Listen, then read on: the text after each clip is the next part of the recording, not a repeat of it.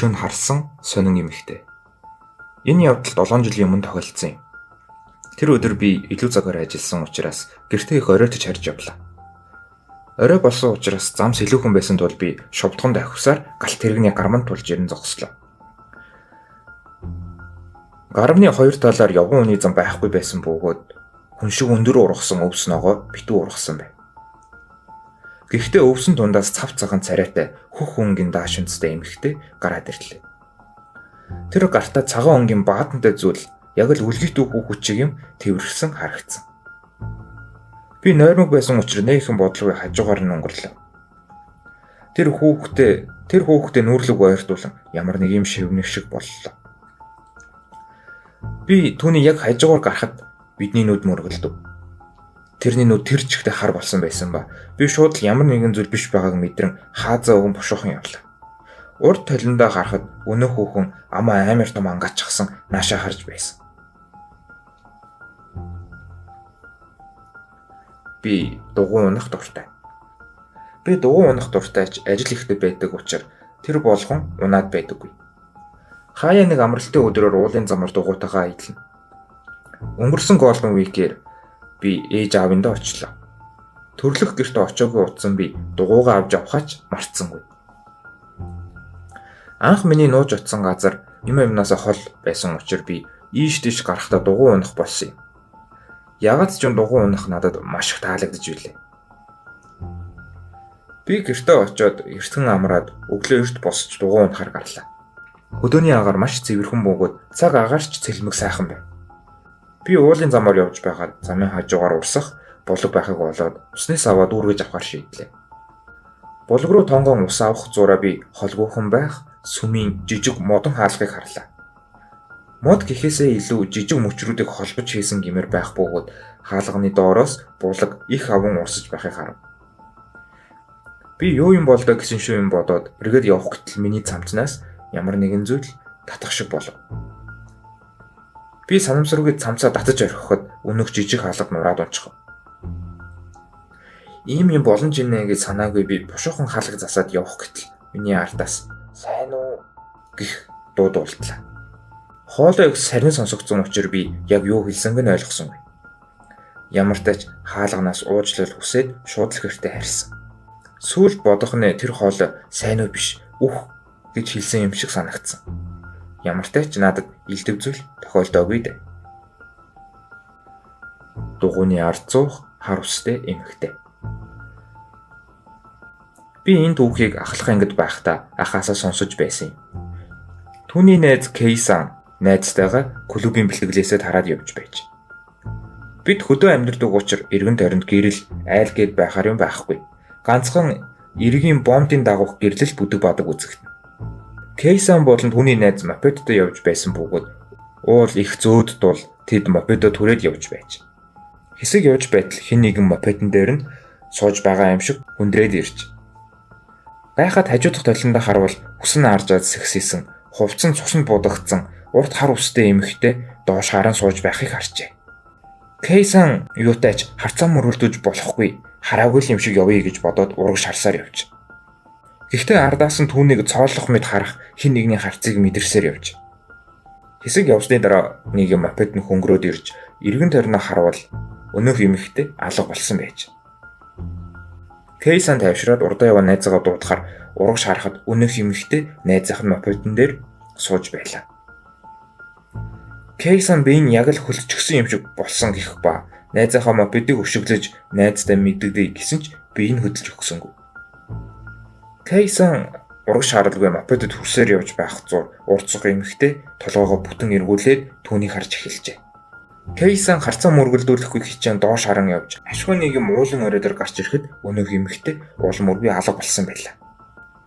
Маргааш нь Кейсан найздаа юу харснаа хэлэхэд найз нь би ч бас түүнийг харсан.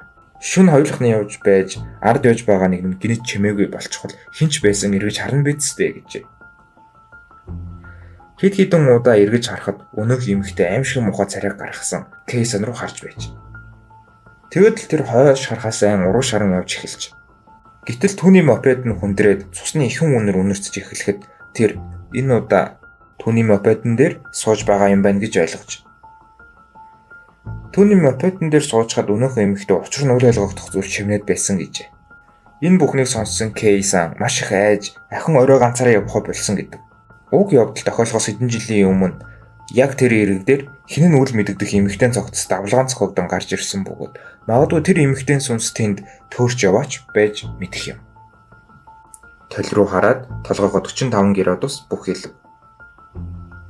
Мэдээж энэ түүх толтой холбоотой. Би энэ түүхийг аавг ахасаа сонссон юм. Тэр дуртай пабта дуртай сакега уунга пабын эзэн бүсгүйтэй ярилцаж байж. Тэр бүсгүй аяны гаралтай ба ягаад ч юм бэ тэдний яриа тол руу яваад орчихж.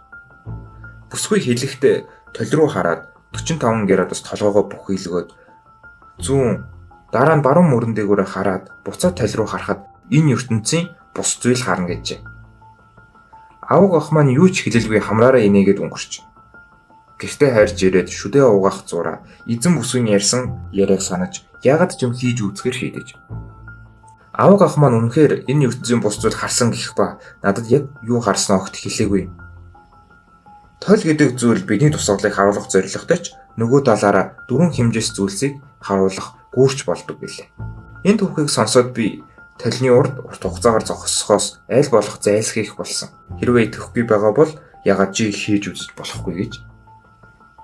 Би түүний тэмдэглэлийн дэвтрийг уншсан. Намайг их сургуулийн оюутан байхад надад А гэх найз байлаа. Тэр маш царайлаг бөгөөд хичээлдээ сайн. Гавал залуу байсан. Тэр яг л ямар нэг топ модель кино ууд шиг харагддаг байлаа. Харин би бол яг түүний эсрэг байсан. Царай муутай, хичээлдээ жоохон тааруу гэдэл. Би яагаад тэр надтай найз болсон үргэлж гайхдаг байлаа. Уул нь бол түн шиг залуучууд найз охинтой босхийг хүрээлэл томтой байх ёстой байтал ягаад ч юм тэр надтай л хамт байдаг байлаа. Нэг удаа би түүнээс тоглонгүй чи ийм царайлаг толгой сайтай байж наа чи ийм гологдмол амтантай цуг ягаад цуг байгаа юм бэ гэж асуулаа. Тэр инээмхийн ягаад ч юм би чамтай байхдаа 50 байдаг. Тэглэж би чамтай байхад чи гологдмол биш шүү дээ гэсэн юм. Тэр яг юу хэлэх гэсэн би ойлгоогүй юм л та. Ямар ч тач би түүнтэй клубын цуглаан дээр танилцсан юм. Бид эхэндээ клубээрээ хамт гадуур гарч хоол идэж байсан ч цаг хугацаа өнгөрөх бүрт клубын арга хэмжээ багасаж бүр сүүлдээ нэг нэгэндээ очиж элдв учир битүүлэг аимшигэн зүйлс ярин хондог боллоо. Би хэд хэдэн мэддэг сүнстэй гэгдэх газрынхаа тухай ярих бүртэл тэр толгоогоо дохин сууж байдаг байсан. Нэг өдөр би тэднийхээс маш аимшигтай зүйл олсон юм. Тухайн үед тэр тамхи авахар гарсан. Яагаад гэдгийг нь мэдэхгүй ч би тэднийг ганцаараа үлдчихлээ. Дэлгүүр гэрээс нь нэлээд зайтай байдаг ба яг үнэндээ би түүнтэй цуг явсан нь дээр байсан юм. Гэхдээ яах вэ? Би тэднийхтэй нэлээд сайн танилцаад авах санаатай эргэн тойрноо ажиж эхэллээ. Тэднийд үнэхээр юу ч байхгүй байлаа. Ямар ч манга, зурагт, бүр тоглоомч байхгүй. Зүгээр л нэг ширээ, галт тогооны хэрэглэл, бас хэцүүхэн харагдах хідэн ном л харагдлаа. Ийм зүйлс над чиг амтанд л таармаар санагдсан. Харин түүний ноутбукны хажууд байх тэмдэглэлийн дэвтрийг онгойлгож үзлээ. Эхний хідэн хуудсанд худалдан авах зүйлсийн жагсаалт, бас хідэн цахилгаан барааны нэрс үзэгдэв. Би хуудсуудыг хурдтай эргүүлэн харах зур сонин бичгүүд олсныхоо тогтож харвал хордон гэж бичснэ. Миний мэдэхгүй ханзаар ямар нэг тарин гимээр зүйлс бичсэн бэ.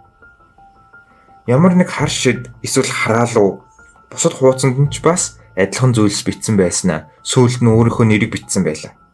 Би харах эсгүй зүйлээ харснаа мэдэн дэвтрийг нь буцаан тавиад унтсан мэд жүжиглэн хөвтлээ. Удаачгүй тэр дэлгүүрээс буцаж ирэхэд нь би сэрсэн мэт жүжиглэн харвал тэр тэмдэглэлийн дэвтрээ далд хийсэн байв. Тэр инээ чи намайг явснаас хойш унтаж байгаа юм уу? Ноутбукээр кино ч юм уу үзэж байхгүй гэхэд нь би эсвэл би чиний ямар нэг нууц зүйлсийг хаах байсан юм гэд инээлээ. Би огт түүний тэмдэглэлийн дэвтрийн тухай дурдсангүй. Тэр инээгээ тамхиад атлаа. Энэ явдлаас хойш бидний харилцаа огт өөрчлөгдөөгүй. Уулзалтгаар уулзаж, хамтдаа шоудаж, аимшигэн зүйлсээ ярьсаар. Харин тэр нэг зуны амралтаар тэр амиа алдсан байхыг би гэрээс нь олсон юм. Тэр өдөр бид тэднийг уулзах байлаа.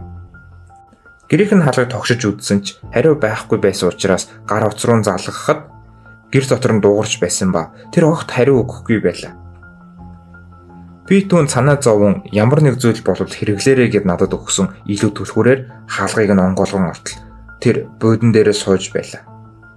Эхэндээ би түүнийг унтаж байгаа юм байна гэж бодоод ойртон очивол тэр огт амьсгалахгүй байсан. Би маш их цочирдсан ба зүгээр л нулимс урсаад л байсан. Би цагдаа түргэн болон түүний эцэг эхийг дуудлаа. Би анхандаа түүнийг амиа хорлсон байх гэж бодсон ч түүний зүрх зүгээр л зогсчихсон байсан. Би яг л бүх зүйлсээ алдсан мэт санагдаж байлаа. Түүний эцэг эх надаас түүнд ямар нэгэн нууц байсан эсэх элдвийн зүйл асуусан ч би юу ч мэдэхгүй гэдгээ л хэлсэн. Түүнийг нас барснаас хойш элдвийн зүйл болоогүй ба түүний гэр бүлийнхэн тэмдэглэлийн дэвтрийг нь олоогүй бололтой байсан. Одоо бодох нь түүнд надаас өөр хинч байгаагүй. Бүр найз охинч байгаагүй учраас тэр үн сэтгэлээр унан явсаар төсөлгүй өөрөө өөрийгөө хараасан байх гэж бодсон доо.